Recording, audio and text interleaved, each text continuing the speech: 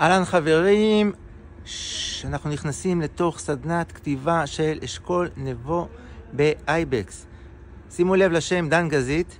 דן גזית טייל עם אשכול בדרום אמריקה, ושם עלה לו רעיון לעשות סדנאות כתיבה עם אשכול נבו במצפה רמון.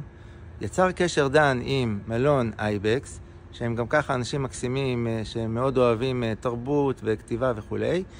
וביחד הם יצרו כאן סדנה חמודה ביותר, שבאים לכאן לריטריט במצפה רמון, יושבים כאן בסלון המקסים של אייבקס, ואחר כך יוצאים לשטח, למדבר, ומבצעים כל מיני משימות כתיבה וסיורים ודברים שעושים בסדנות כתיבה, וזה יצא פשוט מקסים. אז אם אתם בעניין של סדנות כתיבה ושמעתם על הרעיון הזה וזה מוצא חן בעיניכם, צרו קשר עם דן גזית, חפשו אותו, שיהיה לכם בהצלחה.